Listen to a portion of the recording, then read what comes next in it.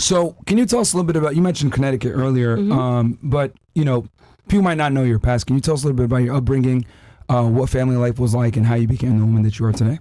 Yeah, so I was born in New York, but then was raised in Connecticut. Been in Connecticut pretty much my whole life, like from kindergarten all the way up till graduating in Stanford. And I mean, life was pretty normal. My family didn't have a ton of money, so my grandfather, when I was 8 years old, like came to the crappy little apartment that we were living in and was like, I don't want my grandbabies to grow up like this. And so I moved in at 8 with my granddad and my grandma. The whole family moved in. My mom and dad were in there too. And I think that was probably what shaped me a lot. I always say those were the formative years because, 8 years old and then through to high school with my grandparents, and my granddad was like super conservative, not politically inclined. My family was not politically inclined, but just like read the Bible every morning when he was like making breakfast sort of a thing. And I obviously hated that when I was in public school, and I went the exact opposite way because, public school, atheism, it all is in lockstep. So I became a liberal, not politically inclined, just believed everything that was coming out of the school system. So, the racism, the sexism, all of the isms that you're pounded into your head every single day. And then, that's kind of my story. I have two sisters, one brother. So I come from a pretty, what would be considered a big family now, very close with my sisters and my brother. It's nothing too interesting in my childhood. I don't think so. And I went to high school right around the same time that you did, and I can definitely attest to the public school system in, Connecticut was super woke, very liberal, very, you're a victim, like, the man is evil and all this other stuff. And it wasn't also, because I grew up fairly liberal myself, it wasn't until like I graduated from college that I started to like see like what the hell, this is BS. Like it's being conservative is not as bad as they try to paint it as. Right. When did you kind of, like, for me, it was after I graduated from college that I noticed this. Exact but for same. you, when was it? Exact same. I think like because once you're in the real world, you realize that a loser mentality will yield loser results. And if you're a person that's hungry and you want to be successful, it's not going to serve you to go around thinking that the world is out to get you, right? You want to be a part of the world. You want to be the purveyor of your own destiny. And so it just didn't work for me. I wanted to be successful. I didn't consider myself to be a victim. But my big aha moment was definitely, because I wasn't paying attention to politics, but was when Trump came down the escalator. I hadn't even voted, I was that much abstained from politics. But then because I grew up listening to hip hop, watching them go from like everybody loves Trump, hip hop world, everybody, he's this icon of status, and Jay-Z and Beyonce are sipping poolside at Mar-a-Lago. I mean, if you're listening to music, it's like Trump's fine. And then just like that, a drop of a hat, they were like, no, actually he's racist. He's like wants to own slaves. I was like, what? He definitely hates all black people. He wants you back in chains. I was like, The narrative flip was too aggressive for me not to kind of pop up and be like, what's actually behind this? And then I made a couple of YouTube videos talking about that, and they went viral, and people were essentially calling me a coon, Uncle Tom, just for daring to think outside of the matrix. And I'm very stubborn. So if you're going to tell me that I can't be myself, that's my number one thing. I listened to way too much Kanye music growing up. So as soon as you're going to tell me that I can't be myself, I'm going to be the biggest myself that you've ever seen. I'm going to make you hate how much of myself I am. And I think I've done a very good job of doing just that. There are a lot of people that hate me for daring to be myself, Oh, yeah. You've definitely done some things that take a lot of courage. I'm going to talk about that here in a second. But you started also something called Blexit. Can you talk about that a little bit? Because, again, coming from Connecticut, it's a blue state, right? And everyone that's colored there, minority, they vote Democrat. They say fuck the rich people. Because people think that, all of Connecticut is rich. No, that's concentrated in just a few towns on the shore, guys. Connecticut, actually, if you look at most people that are blue-collar workers, are not as rich as you think they are. You're thinking of Greenwich, Clinton, these towns right on the, on the water. What kind of stimulated you to create Blexit, and what was the ideology behind it? So I think what happened was I started falling down the rabbit hole, and what I mean is, at first, I would have never gone to like foxnews.com. Like, that was like the worst possible thing you could do as a black person. And then when I saw them lying about something, I watched a Trump speech live. It was in Dimondale, Michigan, where he made his pitch to Black America. And he just started listing statistics and was like, you've given your vote for 60-ish Democrats. Why not just do something else? And I was like, that's not a bad pitch. Like, I'm not for this dude, but like, fair. And then I watched the media that I trusted interpret what he was saying. And they were like, he looked Black Americans in the face, Don Lemon, close to tears, the whole bit, and told them they have nothing and they're poor. And we haven't heard this sort of racist rhetoric since. And I was like, whoa, it really made me go, okay, what's actually up? And so I have to be honest, because I make it sound like it's so easy, but when you wake up one day and you realize that everything that you thought, that you have been propagandized in the school system, you've been told that this is true forever, that you're justified in every feeling that you ever had, and one day you realize that the exact opposite is true, because that's pretty much how it happened. I basically just went flip. You do go through a period of cognitive dissonance. Like, you actually start to wonder if you're crazy. Like, oh my, how could this possibly, like, what do you mean the Democrats aren't here to rescue? What do you mean those racist Republicans could actually be trying to help? Like, that's a lot to go through emotionally. And it's going to immediately impact your relationships, right? Because you're coming from, all your friendships have this viewpoint, your family members have this viewpoint. So to go through this period of cognitive dissonance, you have to first think you're crazy. Then I just wanted to read, and I picked up the coons. Like, I was like, well, those people that I thought were coons, what were they saying, right? And I started reading Thomas Sowell, and he was a good first Great step. Work He was a good first step in terms of educating myself, because he's not overtly political, and he just made the economic arguments. And I read this book, and I was like, wait, I think I've been a conservative my whole life. I just didn't know it. I agree with everything that he's saying. This is what makes sense. I just want opportunity. I want to be able to climb a ladder. And so I went through a year and a half of just reading to make sure that I understood what I felt was true. And then I was angry, right? Because then I realized how sinister, how evil, how manipulative, how Machiavellian. I mean, really, the public school system for Black Americans is just a pipeline to the prison system. And I was like, I am going to now be the loudest voice against this. And I understood, obviously, the bullets and the arrows that I was going to have to take, but it motivated me to action. And I just was like, I'm going to start my own YouTube channel, and I'm going to start saying stuff that people need to hear for the first time. I can see that you take things into a different perspective. You just answer the question, why? Why is this happening? What's going on in the background? Let me ask you this, though. What about free speech? Is there really free speech nowadays? What do you think? No, I mean, obviously not. It's even speech.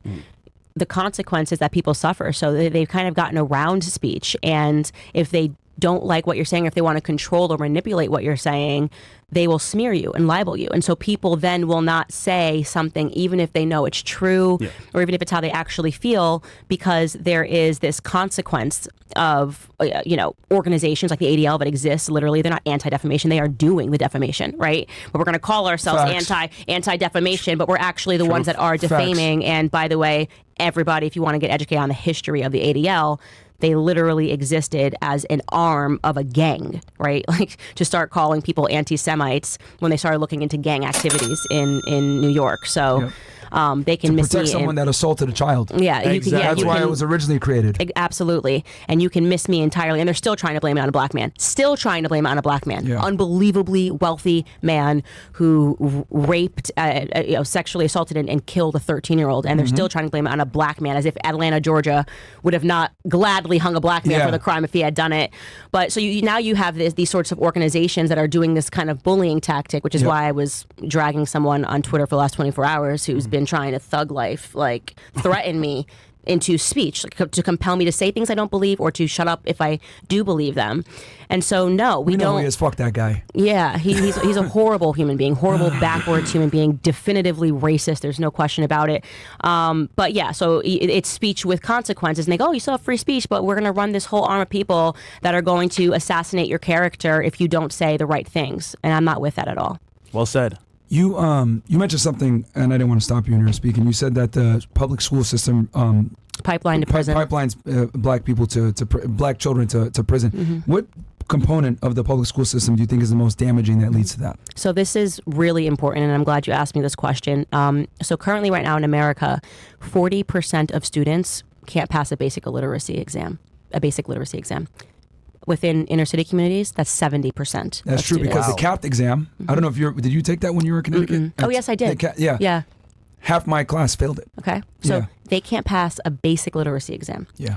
So they created the public education system for that very reason, to slowly dumb people down, right? And the reason why you want to dumb people down, the reason why you want to reverse education, it's actually the Department of Non-Education, is because educated minds can be enslaved. It's the reason why we had slave codes. It's the reason why they were not allowed legally to teach black people how to read when they were slaves, right? And that was such a severe law that if you were a white person in America and you were caught teaching a slave how to read, they punished you too, right? And so the design of how to enslave people, how it works, how you can do that, has already existed. Now they're just modernizing it, right? And so they're giving you a fake education. Actually, what they're doing is they're emotionally engineering you, which is why we talk about like, oh, believing in you're a victim, all this stuff. Because then whenever they want to press a button and get you to go after somebody, white man, rich man, you'll do it. Because you're not educated about why you're in that circumstance. You don't understand how economics works, right? Divisive. Yeah, you don't understand how economics works. All you understand is you have no money and he has money, right?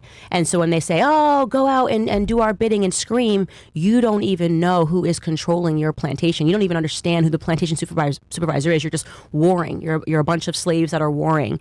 And the other reason is to slowly erase history. It is stunning to me how little we know about history, how little Americans know, how little Christians know about their history. I mean, once you become awake to everything, you realize that actually what's happening is just holy wars.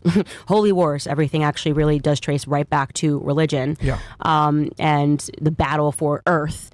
But that is another reason. It's because then they can edit history or no history. You're living in ever present. You know, you're just in an ever present. You have no idea what's happened and how you got here. Black Americans thinking LBJ is a hero, vowedly racist man. Well, they own the textbooks. You know, he who can print the textbooks is king. Right? This is what happened to you. This is what happened during World War I. This is what happened during World War II. This is the bad guy. This is the good guy. This is all you need to remember. LBJ signed the Civil Rights Act. That is true. Lyndon B. Johnson, right? Yeah. Yeah. But also completely out of context. Yeah. The decades in the Senate, voted against every single measure that would have given blacks any freedom. He was an avowed racist. He said, I will have those N-words, hard R, voting Democrat for the next 200 years. He signed the Great Society Act along with it to enslave black Americans to the Democrat plantation. And he was forced to sign the Civil Rights Act because of the America was just on fire. You know, JFK had just died. There was riots. There was protesting. Too much was happening. And they were like, this you have to get done. He did it begrudgingly. But they don't tell you any of that. They just say, he signed it, right? Not to mention he forced a bunch of military people on the U.S.'s liberty to sign a non-disclosure, not talk about them being attacked by a certain place. He also, I just learned this actually over the PBD podcast, intentionally drafted black men to Vietnam. And so he just was so racist, and yet black Americans think, yay, that's when we got our freedom. Nope, that's actually when we were enslaved, re-enslaved. He wanted Kennedy dead. They never got along either. Yeah. He didn't like Robert F. Kennedy either. Wow. See, and this is the thing, like, no one talks about this stuff in history books whatsoever. No one knows Not this in stuff. school, at least. But hell no. They would never tell you this about Lyndon B. Johnson, but they... We just don't know who shot JFK. Yeah. Oh, okay. Oh, okay. Okay. Oh, man. Candace knows what's up, man. Candace knows what's the buzz, man. JFK was like, I'm going to shatter the CIA and throw him into the wind, and then he ends up dead, and you're like, I don't know. The CIA just doesn't know who did it. I don't know. Damn, they fucking know. They know. You know, Alan Dulles, the original CIA director, didn't like Kennedy. Kennedy had a lot of enemies. Yeah. We need a Rumble-only episode with Candace. We're really deep into this, man. We can't stand on YouTube, but man. So it's funny. I say it on my show, and I'm on YouTube. I mean, I just don't care. I mean, these people are criminals. It's a criminal enterprise that's running the country, and they're using tactics of blackmail. Everyone can see it now. I mean, the Diddy lawsuit, the Jeffrey Epstein stuff, it's all the same. This is how they've been able to control people. Did you guys read through that Diddy lawsuit? Yeah. I want to get your thoughts. I know we've been looking at it. I know you've been doing a deep dive. Everyone's Diddy from all fronts, literally. Yeah, like crazy. What's your thoughts? What are your thoughts? I mean, if the person, like, listen, anybody can file a lawsuit and it can be frivolous. With the pictures, the photos, the thing that he showed saying I was in next door in the bathroom and he's allegedly, protect me, YouTube, you know, that Diddy and his son shot someone, and then like this is the guy that you called to clean it up, and then he like had the photos of obviously the shooting took place inside, and then he says this guy comes, he gets the LAPD to come and write a fake report, and the LAPD said that the person was shot outside in a drive-by, and then he showed how the news reported on it and said, oh, drive-by shooting at a recording studio. That's crazy. Yeah. Like absolutely crazy. And I mean, then you realize that person that you're supposed to call was the same person that was there, one of the only people there when Michael Jackson died. Like, scary stuff. Oh yeah. Scary stuff, you know? And it rings exactly like the Jeffrey Epstein stuff, where you understand that they're getting, this person is alleging that you drug people, you know, you get invited to these parties and you invite underage girls that you know are underage, you invite guys, you groom them for homosexuality. Freak offs. And then, freak offs, as he called them, and then get them on camera doing this stuff, and then you own the person. And I'm like, that makes sense to me. It really does make sense to me, because Compromise and control. Yes. Because I'm like, what on earth is even being sold to Black America right now? This isn't even our music. And like, who's controlling that? Like, who's making them produce this kind of filth and putting it out there? So it's interesting. It's definitely something worth following. I always wondered though, like, what would be, I guess maybe to control them from a musical standpoint. Hey, I own the masters, I own whatever it may be. Because I mean, we know why Epstein did it, right? Epstein did it. We know he was Mossad. It is what it is, right? He was intel for a certain nation. But with Diddy, it's like, all right, you already got Bad Boy. You're already making a bunch of money. You've been doing this for a very long time. Is there really a need to be doing this? But I guess at that point, it's like, oh, I get all the girls I want. I have all the money that I want. Let me just explore new things. Well, don't forget, the documents also said, like, heavily implied that he was having a relationship with the CEO of Universal, Lucien Grange. Okay. Yeah.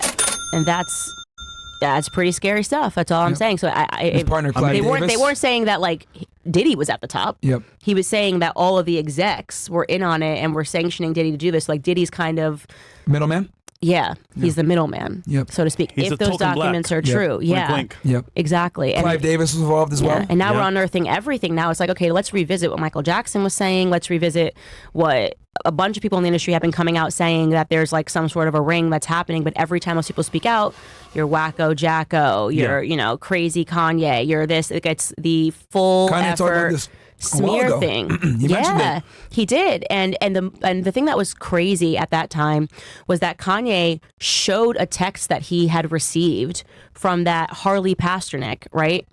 Media didn't even report on this. That Harley Pasternak like wrote to him, if you don't do this, I'll put you back into like a psych ward, drug you up, and take your kids. Yeah. Media didn't even care about that, you know? So it's now everybody's kind of revisiting the things that have been said by a lot of artists and wondering what's really happening in Hollywood. It's very scary. I believe Meek Mill, man. I think he's innocent. I don't know.